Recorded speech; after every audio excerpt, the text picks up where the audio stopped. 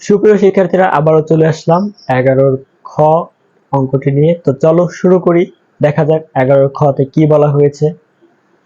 দেখো, 11 খতে বলা হয়েছে প্রমাণ করো যে দুইটি ক্রমিক জোড় সংখ্যার গুণফল 8 দ্বারা বিভাজ্য। তাহলে তখন বলা ছিল বিজোড় সংখ্যা, অর্থাৎ কতে বলা ছিল কি বিজোড় সংখ্যা, এখন বলা হচ্ছে জোড় সংখ্যা। তাহলে এটা আমরা দেখো কিভাবে করতে পারি। আমরা ঠিক আগের মতোই লিখবো। মনে করি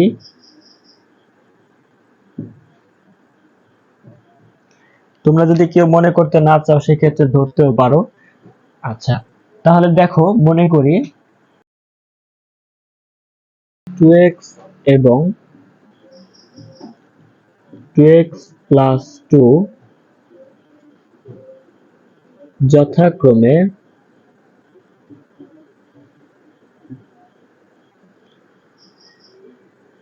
দুইটি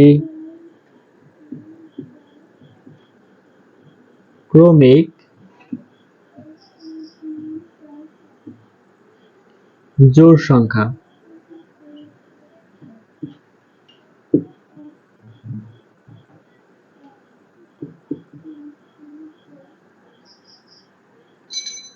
যেখানে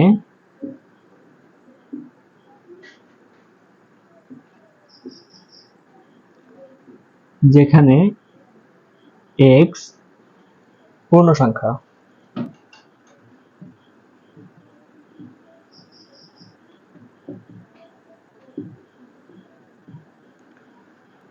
পূর্ণ সংখ্যা নিয়ে প্রত্যেকটা ভিডিওতেই কথা বলেছি, অর্থাৎ প্রত্যেকটা ক্লাসে কথা বলেছি।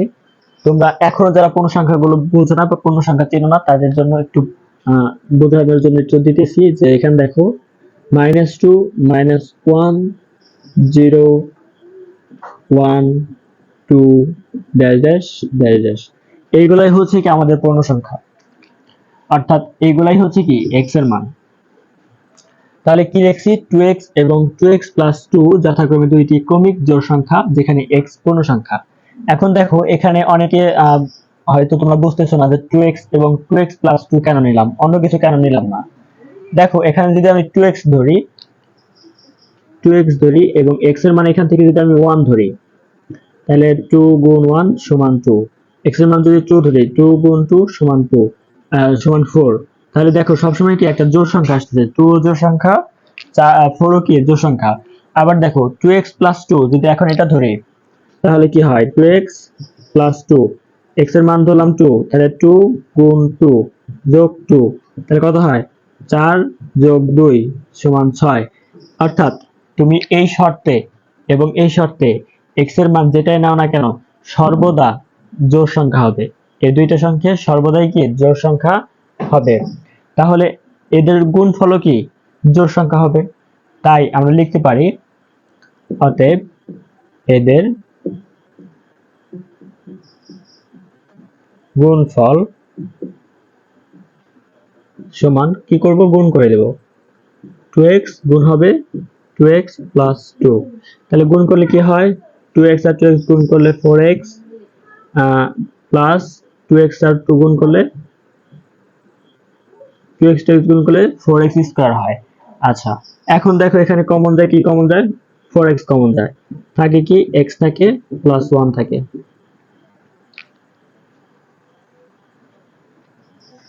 আচ্ছা, তাহলে এই দুইটা সংখ্যা কি ছিল, জোড় সংখ্যা ছিল। তাহলে দুইটা সংখ্যার জোড় সংখ্যা সর্বদাই কি জোড় সংখ্যা হবে।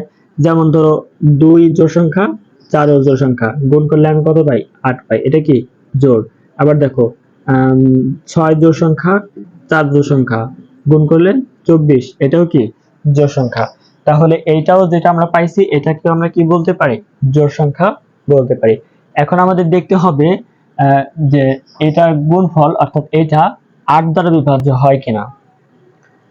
তাহলে আমরা এখন এটা একটু মুছে দেই।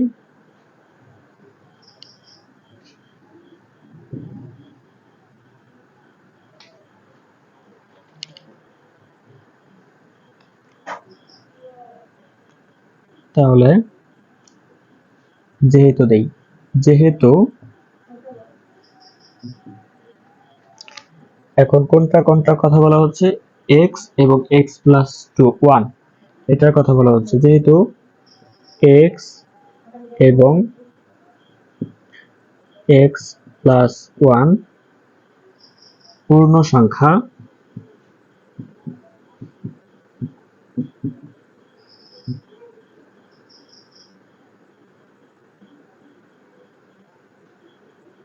সুতরাং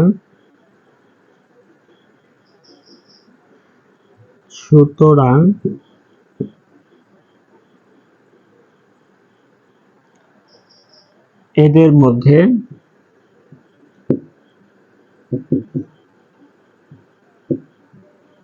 যে কোনো একটি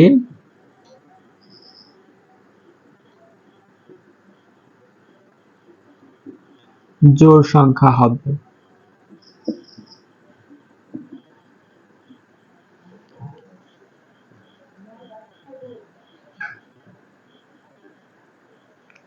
আচ্ছা, যে কোনো একটি কেন বললাম? যে কোনো একটি বলার কারণ হচ্ছে, দেখো তুমি যদি x এর মান 2 বসাও, ধরো x এর মান 2 বসাও, তাহলে এটা কিন্তু জোড় সংখ্যা আসলো এটা, কিন্তু তুমি যখন এটার সাথে 1 যোগ করে দিবা তখন 3 হয়ে যাচ্ছে, এটা বিজোড় হবে। আবার যখন x এর মান 1 নিবা, তখন এখানে কি হবে, 1 যোগ 1 হবে, তখন 2 হচ্ছে এটা, তাহলে কি তখন আবার এটা জোড় হবে। সুতরাং দুইটা একত্রে জোড় হবে না, যে কোনো একটা জোড় হবে। আর আমরা জানি কি একটা জোড় হওয়া মানে তাদের গুণফলও কি হবে, জোড় সংখ্যা হবে।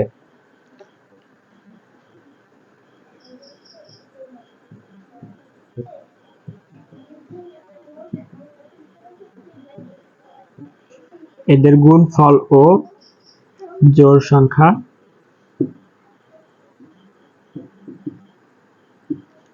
হবে। আচ্ছা, তাহলে অতএব যেহেতু গুণফল বলছি, তাহলে এখানে গুণ না করে লিখি x ইন্টু এক্স প্লাস 1।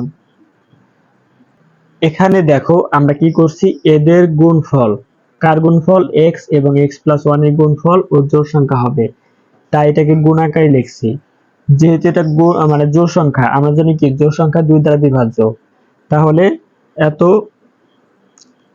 সংখ্যাটি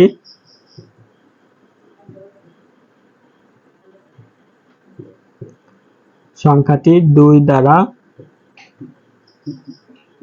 বিভাজ্য।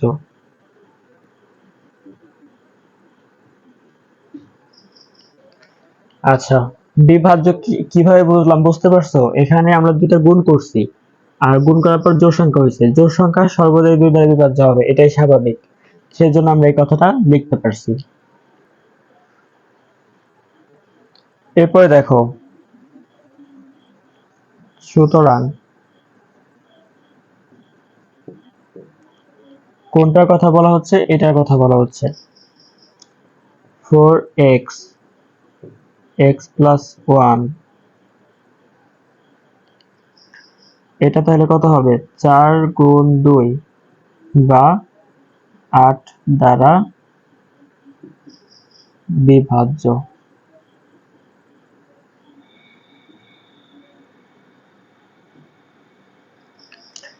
তাহলে দেখো আমরা এখানে লিখতে পারি যে অতএব দুইটি ক্রমিক সংখ্যার গুণফল 8 দ্বারা বিভাজ্য। তাহলে এই কথাটা এখানে লিখে দাও, অতএব দুইটি ক্রমিক সংখ্যার দুইটি ক্রমিক জোড় সংখ্যার, দুইটি ক্রমিক জোড় সংখ্যার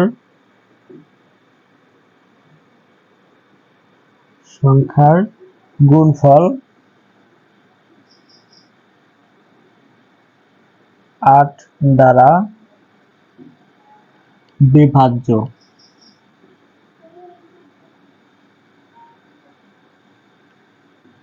প্রমাণিত।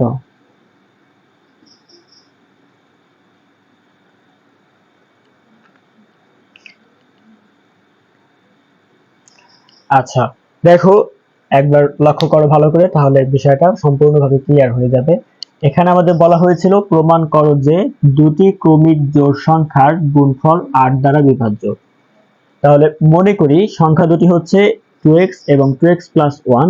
এখানে x এর মান তুমি যা বসাও এই দুইটার ক্ষেত্রে দেখবে জোড় সংখ্যা আসবে। তাই লিখছি যথাক্রমে দুটি ক্রমিক জোড় সংখ্যা, যেখানে x হচ্ছে পূর্ণ সংখ্যা। এটাও যদি জোড় সংখ্যা হয়, এটাও যদি জোড় সংখ্যা হয়, তাহলে এদের গুণফল কি হবে? জোড় সংখ্যা হবে। এরপর আমরা গুণ করছি, গুণের যে ফলটা পাইছি এটাও কি জোড় সংখ্যা। তাই লিখেছি যেহেতু x এবং x প্লাস ওয়ান পূর্ণ সংখ্যা, সুতরাং এদের মধ্যে যে কোনো একটি জোড় সংখ্যা হবে। এইটা কার কথা বলা হচ্ছে? এই যেটা আর এটার কথা বলা হচ্ছে, ঠিক আছে? শুধু এইটুকু অংশের কথা বলা হচ্ছে, এইটা এবং এটার কথা বলা হচ্ছে যে এই দুইটা যদি পূর্ণ সংখ্যা হয় তাহলে এদের গুণফল কি হবে? জোড় সংখ্যা হবে। তাই এত সংখ্যাটি 2 দ্বারা বিভাজ্য। সুতরাং এই পুরা সংখ্যাটার ক্ষেত্রে, এখন কিন্তু পুরাটার ক্ষেত্রে বলা হচ্ছে, এটার ক্ষেত্রে দেখো এটা সমান যদি 2 দ্বারা বিভাজ্য হয় তাহলে এখানে 4 ছিল, 4 গুণ হচ্ছে 2, তাহলে 8 দ্বারা বিভাজ্য। তাহলে লিখতে পারি অতএব দুইটি ক্রমিক জোড় সংখ্যার গুণফল 8 দ্বারা বিভাজ্য। ব্যাস, এটাই হচ্ছে কি আমাদের 11 নম্বর অঙ্ক। তো আগামী পর্বে আমরা শুরু করব 12 নাম্বার থেকে। তো আজকে এই পর্যন্ত।